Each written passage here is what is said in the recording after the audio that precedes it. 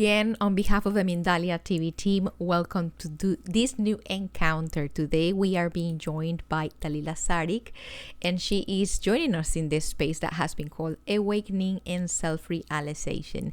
Dalila Saric is a published author, she is a photographer, and she's a speaker. She's an expert in the field of spiritual growth, emotional intelligence. Dalila, let's not delay this any further. Let's welcome you right now to my Mindalia TV cameras. How are you doing today? Fine. I'm very happy to share with you all my insight and my knowledge acquired through experiences in life also. We are in a great university of life. We are here in an earth school of love.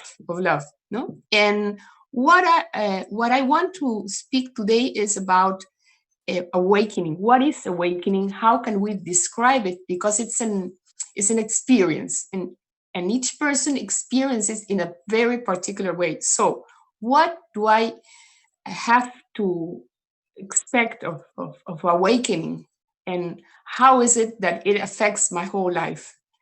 Well, love is an energy, and it can't be contained nor described. It must be lived, and it must be experienced. And this energy abounds in all nature, in all creatures. And once we are conscious that we are love, we will not search love through any other experience than our innermost self. And what happens is that in that divine magnetic power of love, we start attracting to our life all experiences we need for our spiritual growth. So whatever we experience, we must receive it with love, because nothing that happens to us hasn't been attracted by our intellect, by our thoughts, because we need them as experiences for our individual growth. So what happens when we become magnetic, a magnetic power of attraction for those persons, circumstances we need to grow? They will appear. We are not going to search them. They will appear. And what happens? Once they appear, what they bring to our life are experiences we need for our evolution. So what happens? Sometimes these experiences are very we are pleasant, but sometimes they are not so pleasant. But those experiences that aren't pleasant are the best experiences we need to grow. And what happens when we understand that love is an energy, a universal energy, and that is present in all creation, harmonizing, uniting, and establishing sacred bonds in every aspect of life, we become an awakened soul. And what happens? We don't search love in a partner, from our parents, from our friends. We have love to give out. So we are plenty. We feel self-realized in love. And we become conscious that we are one with our divinity. We are one with God.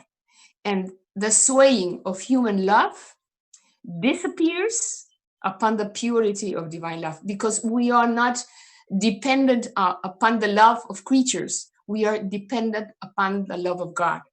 And human hearts, which abide in the one, become awakened or illuminated when we feel this how can I explain it, of this bliss we have inside. So this bliss makes us feel fulfilled. We don't need nothing else than divine love. Once divine love is awakened in our hearts, we are unable to wound any other heart. We are not going to feel like separated, because there's a phase in our evolution that we feel unlovable, separated, denied, whatever. But once divine love is awakened in our hearts, what happens? We feel self-fulfilled. We feel that we are one with every creature and with every heart. And we are not going to harm any creature or any heart because it's impossible. In love, all things are possible because we love everything and everybody. Many people say, for example, in relationships, we are infatuated, and what happens? One day we say, I love you, and when something happens, we hate you. And that's human love.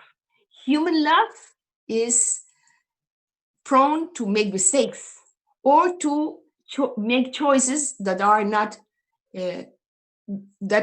what we thought was love for us. So that's the trial and error every human has to pass. Because when we attract certain partners to our life, what do? We learn through the process to love in spite of the foibles of the other, and we see the innocence in the other. And that's true love, conscious love. When we still can see the divinity in the other, and we just minimize all the things that we don't like about that person. Those who have encountered divine love inside of themselves, we love without expectations, and we know about what compassion really means, because compassion is the highest form of relationship we can have with one another, because when we feel compassion for the other, we feel compassion for ourselves, because we all can make mistakes. When we understand that no one is perfect in our humanness, but we are perfect in our divinity, we don't judge others. We just observe, accept, and that's what we call holding space. What does it mean to hold space for another? To hold space for another means that I can observe my neighbor as myself and love my neighbor as myself without any judgment and accepting him just as he is. That's the best way to relate to one another, because when you hold space, you let the other just be. You don't expect nothing. You don't want to change him. You invite him. If you see something that's gonna make him harm, what do? You invite him to change. You invite him. You don't oblige a person to, or you do not make him somebody who has to do the things because for him to be loved by you. You accept that person. And it's very, very important. When you have true love, there's no falsehood, no prejudice, no creed limitation, because spirituality is above religious creeds. There are no differences between nature and humanity, because we are all part of a human and planetary system in which all forms of life in all levels must be respected. So the basis for true understanding in this, our humanness, is respect for all forms of life. When we respect all forms of life, we are giving all creatures the freedom to be who they are. We do not judge a lion. We do not judge a dog. We do not judge a monkey. We try to observe their lives and we respect their lives. For example, elephants. Elephants are very intelligent creatures. I remember a story about the elephants, that there was one person who lived in Africa and who, in a situation, healed an elephant. And when that person died, the elephants perceived that this person had died and went, like the whole family of elephants, to visit the house of the one who was dying, because they were so grateful for having saved the mother elephant of those family of elephants. So it's incredible because they sense people. We see stories where lions become like little kittens when they are saved. So what happens? We all are connected with divine love, and divine love has no language. It's universal. We don't need to know a specific language or creed or whatever. Divine love is universal, and we are one whole family. That is what happens when people become fanatic of a creed or a religion organization. What happens? In name of religion, many crimes have been committed. And now we are in a phase of a revolution that we must recognize that we are one whole family, that whatever we do in love is, we must respect whatever things are done in name of love, because love always returns to love.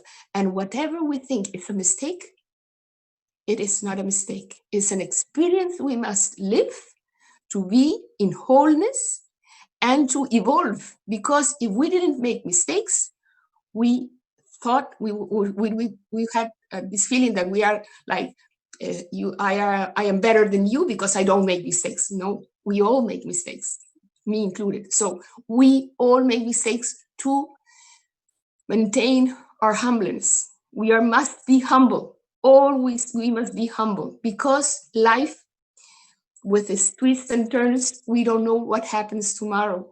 Today we may have a lot of money, tomorrow we may have not a penny in the bank. But we must be always thankful for the experiences, because the experiences make us better persons. And as long as we feel connected with ourselves, with our beingness, we are going to be who we really are. And we are going to feel very like comfortable with ourselves. We are not going to have masks nor be a fake person. And we are going to bring others to this feeling, because when a person is happy, we don't judge anybody. A person who is happy doesn't make harm to anybody. A person who is happy is filled with the love of God, and the love of God can never harm any form of life. So whatever belief we have that there is a God there ready to harm us and send us to hell because we have sinned, that's not what we should ever think. God is pure love, and whoever loves God, all fears disappear. We cannot fear God. We must honor God in our own bodies, respect ourselves. Why? Because we are temples of the Holy Spirit, and we are temples of the love of God. So having respect for ourselves, what are we going to do? We are not going to harm ourselves with drugs, with sexual intercourse, illicit sex. We are not going to harm ourselves with drugs, with smoking, with beverages, alcoholic beverages that are in excess. So we are going to protect ourselves from all the distractions of the world, because we are going to enjoy life. We are going to celebrate life. We are going to bring the whole family together to enjoy and to feel very thankful for the only moment we are here alive. We are present. We are alive. That's enough to live in gratitude, because we have been born to experience life, but to experience life to its fullest, not to experience life fearing life. We are here to experience life. And if we feel we are wrong because we are not good enough, because somebody has not loved the way we thought he or she should love us, we are mistaken, because the only one who really loves you and has loved you because he has created you is God. And God loves you just the way you are. There are a lot of beautiful songs about I love you just the way you are, because we need to love ourselves just the way we are, with all our mistakes, with all the things we have lived. It's our personal story, and we create our story. We are the stars of our movies, and we should make this star really, really, really shine. I am very glad that I can explain this in simple words, because life should be simple. To enjoy life, we must be simple. We do not need luxury to enjoy life. We need good friends. We need good food. We need to make sports.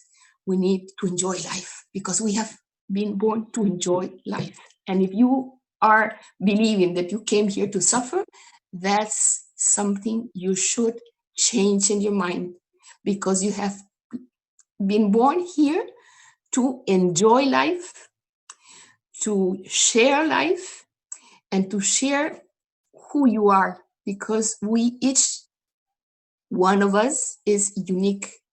There is not going to be another human being like yourself. So please share your uniqueness and shine with your own light.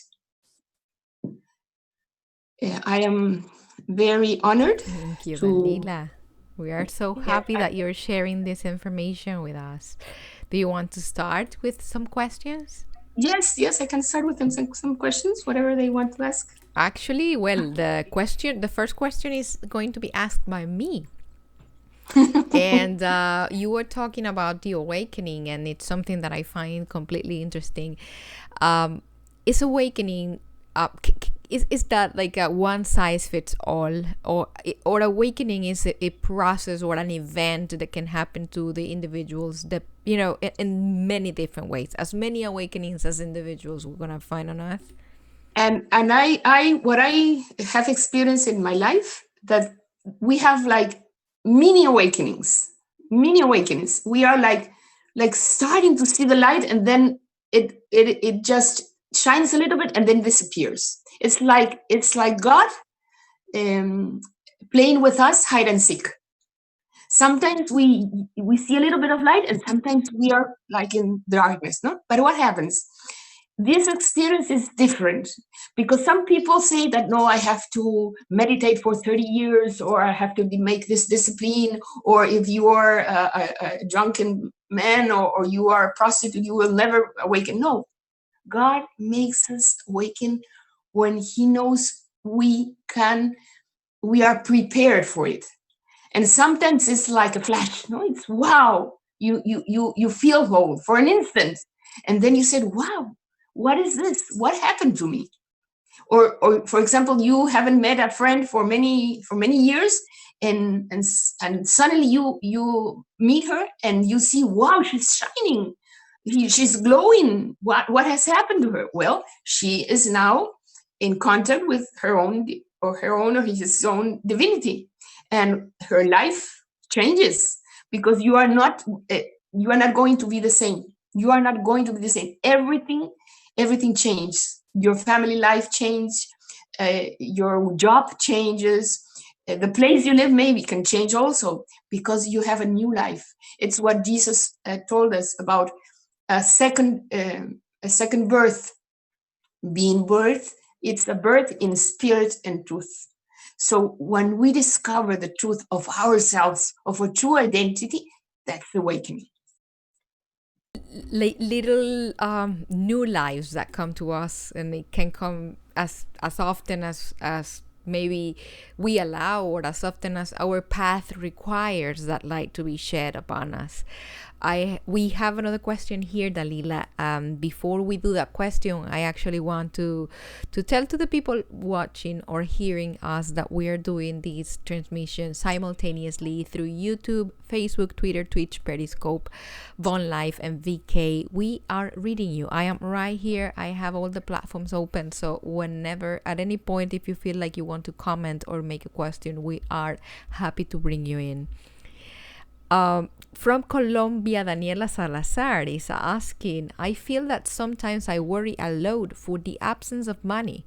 This is not helping me to feel happy and enjoy life at the fullest. What do you recommend to do in this situation?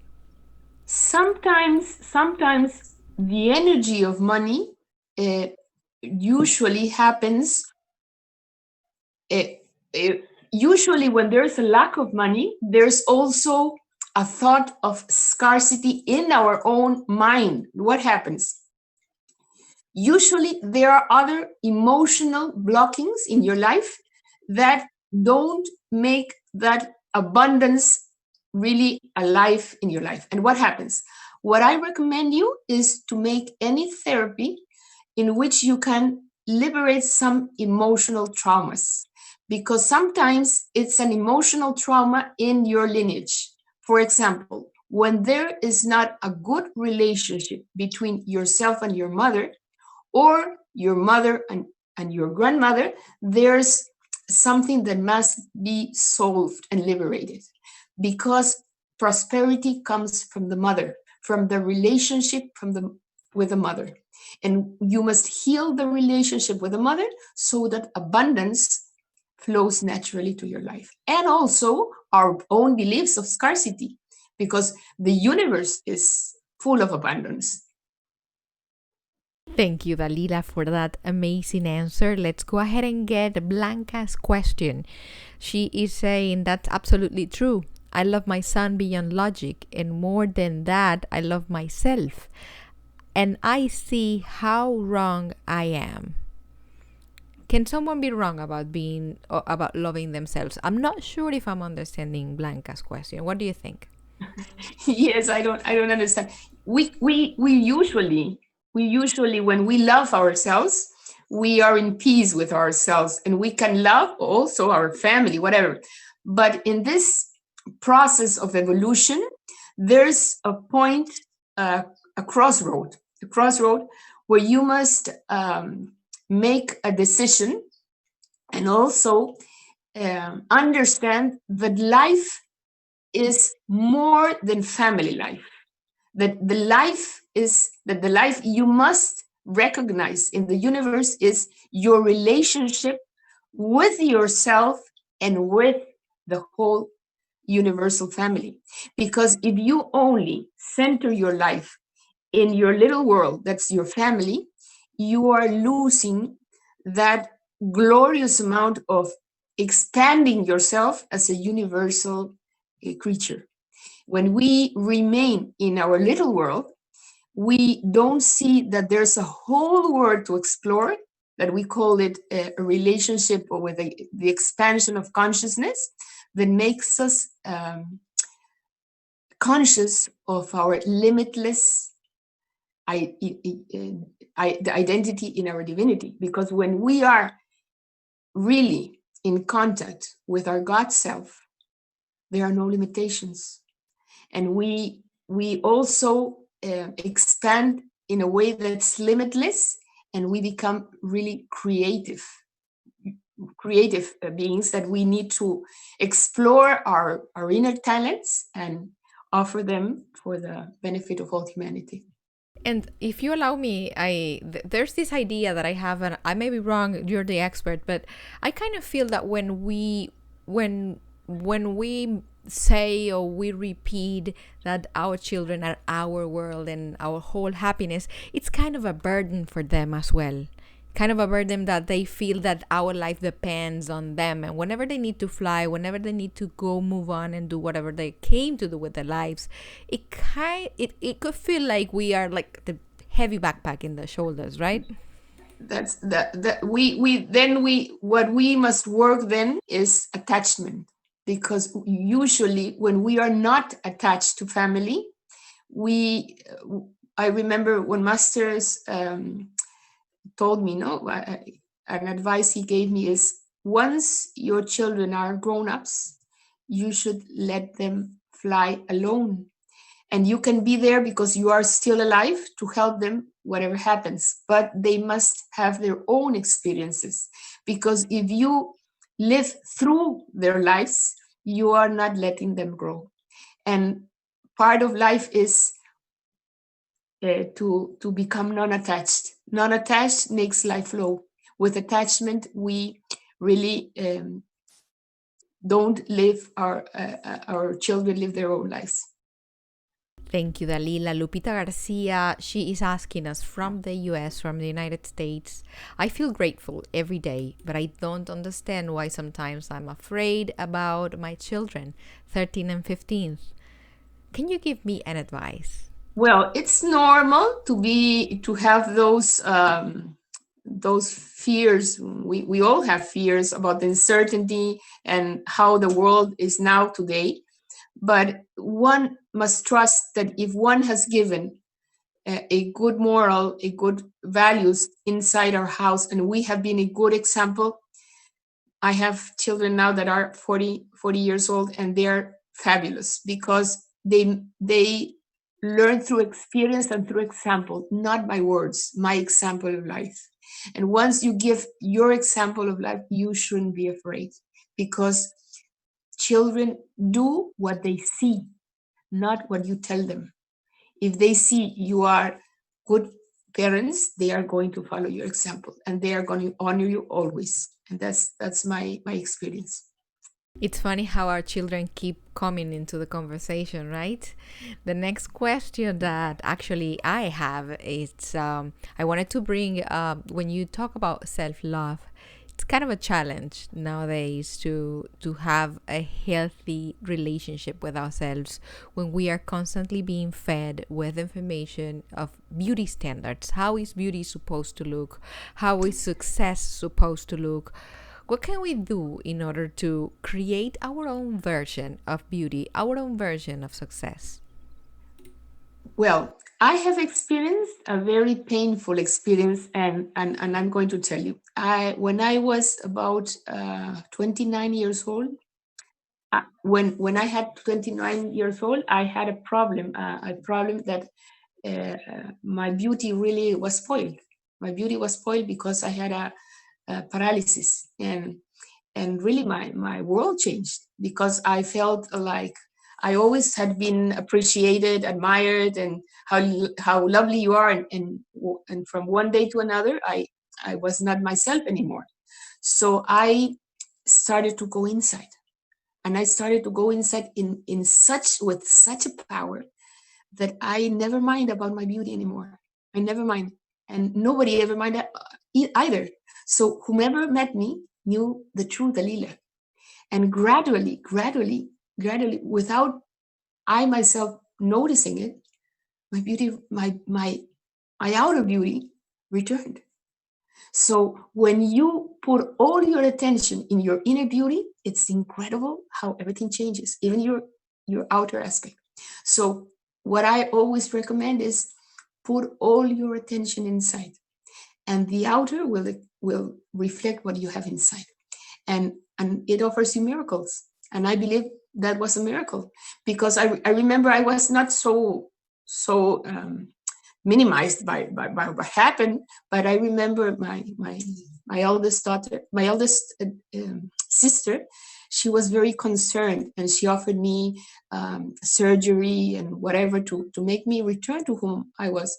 But I told her, no, I think that I'm going to find a way. Maybe it's going to take a while, but about 4 or 5 months after this happened, I found the love of my life, and he accepted me.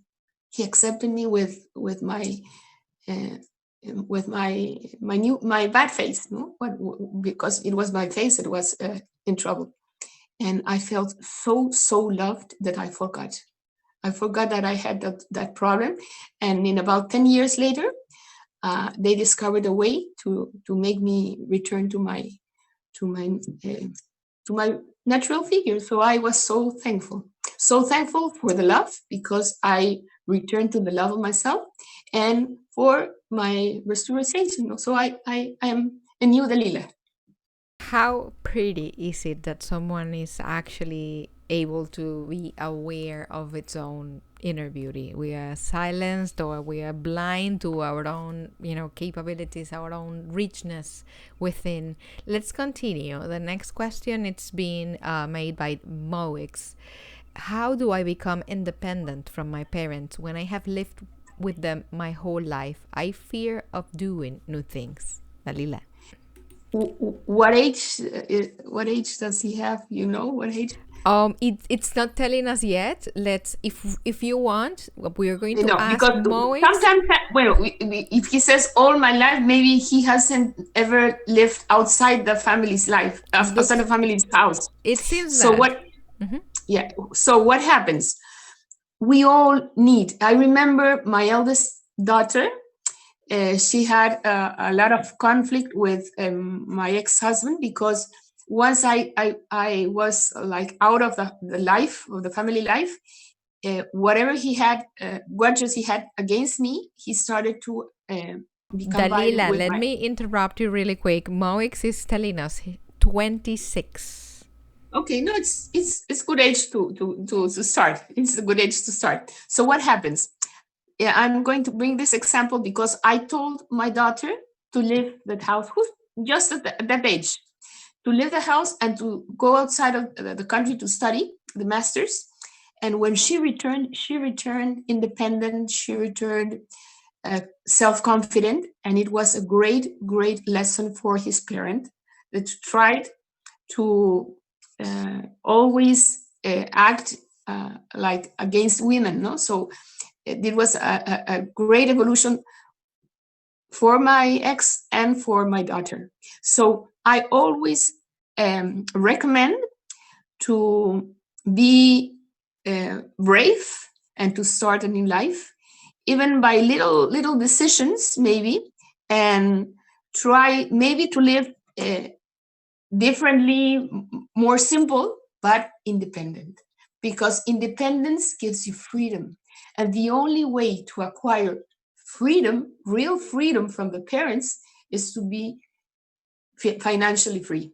Because if you are financially free, you can start a new life. And once you have this protection of your parents, you don't grow. You don't grow. You don't have the freedom to experience life, to have the friends you like. I remember when I had to return to my mother's house when I was sick. I couldn't be with my friends because my mother, she was old. She had a lot of diseases, so she wanted to be in quietness, and I wanted to bring people to laugh with me, to celebrate life, and I felt like I couldn't live my privacy. So once I started to become financially independent, my life usually changed. It changed a lot because I was financially independent, and also my self-esteem, because I felt that I could uh, be a self independent person, and I didn't depend upon my family, nor my ex-husband also, because it was very important. I really am grateful for life for this decision I made. Thank you, Dalila. Let's continue with the next question. This is being made by Paz Marshall. Paz Marshall is our friend from the United States. She is writing through Facebook. My dreams have always been my power, the guide in my life in general. For several months, I have not been able to remember them. I have already done everything to get my power back, but I just remember part of them. And trying to translate them doesn't make sense. What can I do to be able to remember my dreams again? Well, first of all, we all need to go inside. We need some techniques, like, for example, meditation, some healing, also some energy healing. Maybe you can um, do some energy healing, because sometimes, uh, especially nowadays, that we are so like in a very critical situation, where dreams are being shattered for everybody, not for only for yourselves. We all, our dreams are being shattered. I had a very beautiful plan for this year, and nothing has been done. Everything has been paralyzed, and we all are feeling this pressure. We all are feeling like we can't. We are like enslaved to the system, and we have to be patient. We have to be patient with ourselves, and I recommend you to have some energy healing and to practice some meditation techniques, so as to feel this inspiration from above, so that you can take the good decisions you ought to make to start dreaming again. Because if intuition and the knowledge of the heart and the wisdom of the heart is like uh, dull now, because we don't have we feel hopeless, we feel afraid of the future, that are blocks that are really not letting us feel enthusiastic towards the future. So what you must do is some energy healing and some meditation, and let things happen also, because we are all being exposed to a lot of suffering now, and it's collective. No, we cannot ignore what happens. We are part of the collective also. Thank you again, Dalila. Let's go with Daniela Salazar's question. She's writing from Colombia. What can I do if my mom does not want me to leave her? She expects me to stay with her, even though I have a boyfriend and I'm planning to live with him. I am 29. How wonderful is it that this conversation turned into parent-children relationship? I love it. We are all connected. Love is in the air. Well, what happens is you should have the courage to say what you really want in your life. You are a grown-up. You are not a child. You have the power inside, and whatever decision you make, the universe is going to help you. So don't be afraid to make changes. We need change, and we need instability to make the changes. And every change is also a little risk. And we are afraid of making change. We are afraid of leaving our comfort zone. It's normal, it's human. But if we don't live our comfort zone, we don't grow. And you should grow. We all are here to evolve. And you cannot evolve if you don't leave your house, because you are a grown-up and you must honor your feelings. And even though the experience may not be what you expect, it is always going to be an experience that is going to make you grow and make really a good transformation in your life. I started my life very early. I married even when I was still in the university, but the birth of my first daughter changed my life, because I became so responsible and so compromised with my commitment to being a good mother that it really changed. And we mature a lot. I see my daughter, she's now 40 and she hasn't been married, and her life is totally different. She's having the first breakthrough now at 40. I had it at 20. So I had 20 years in advance of my maturity, my emotional maturity. And that is what it is. Once you get compromised in love, you have commitments, you grow up very, very fast. And that's why at my age, I thank God, I am a very independent woman. I am mature, emotionally mature, and I have great love experiences, incredible love experiences. I have never ever thought I would be experiencing and enjoying also, because I enjoy it fully, because I feel a fully realized woman. Dalila, wow.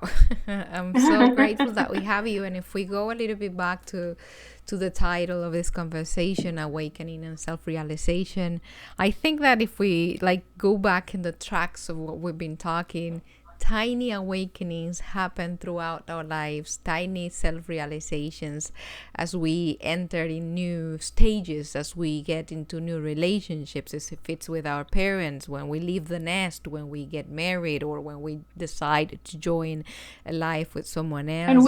And when we return back home, because we need shelter. And we're going back home at a certain point, right? and we shouldn't be shameful, nor have guilt complexes, because we need shelter sometimes. We need good friends, those that are for life.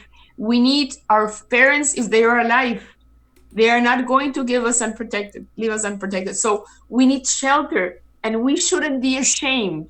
We shouldn't be ashamed to return home. We shouldn't be ashamed we made mistakes, because we all learn from them. And there's a lot, what you made, like the story you told me lately, when somebody knows you are going to go to really shatter yourself, crash, but you still leave your children to crash, because when they crash, they open their hearts to more love, and they know exactly what they want after that crash. You are not going to be mistreated anymore in your life. That's what happened to me. Then I respected myself, respected my dreams, respected everything I did. So I didn't accept nothing from anybody but myself.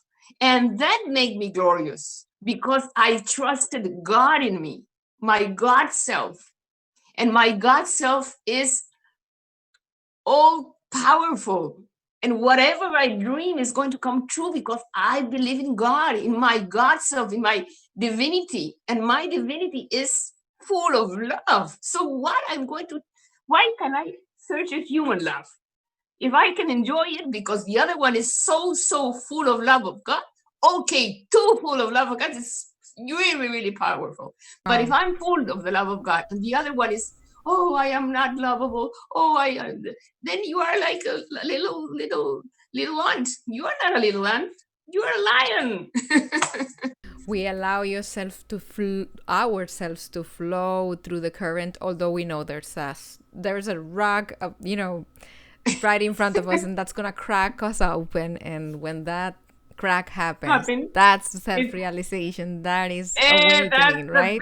The best thing that could happen is you crack open when you are shattered. When you're shattered and when you feel that you're human like everybody else, you are not superior. You are a creature of God like everybody else. So that's a great thing that we feel together in our humanness. We feel we are humbled. Great experiences, what makes of us humble. Humbleness comes about. Compassion, true love, empathy, all the best that can come from a thing that is in that moment really a crush. And when you're cracked open, there is little to none space for arrogance. That's right. That's right. But there's gonna be people that are going to hug you. Yes. People that are going to hug you and say, I've been there. No matter what, I love you still. Yes, as we reach the end of this conversation, Dalila, I want to thank you. We've been joined today by people from Peru, from Argentina, Colombia, United States. And before we leave, of course, we want to give you a minute for you to say or to give us your final thoughts. Yes, I am very thankful for this opportunity. Whenever you need a place to share, that's a place in the heart of another human being, here's my heart to hear you, to get the best out of you, because we are little in humanness, but great in our divinity, and we are jewels. We are jewels of God. We are precious souls. Never forget that. Everybody loves you and God the most. Dalila, again, thank you. Thank you for sharing this time, your heart, with the Mindalia TV community. We're super grateful that you decided to give us this hour. And to whomever is watching and hearing us today, thank you again.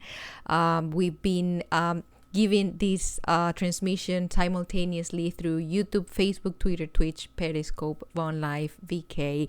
We've been reading you. We've been taking your questions and your comments. We are very grateful.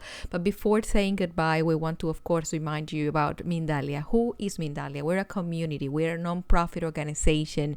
And you can collaborate with us by liking our content, by subscribing to our channels, or following us in our social media.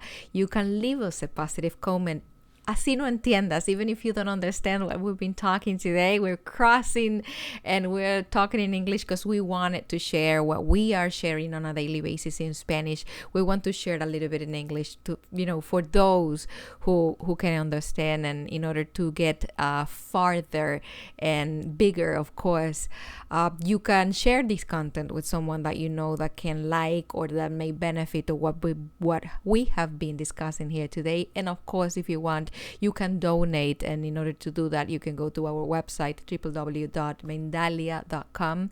When you do that, you are helping us reach as much people in the planet as possible. You're helping us get farther in the planet, and you are helping us also create more spaces like the one we had today, like the conversation with Dalila Saric. We're sending you a very big hug from our heart with a lot of gratitude, of course, and we're saying goodbye until a next Mindalia live streaming. See you soon.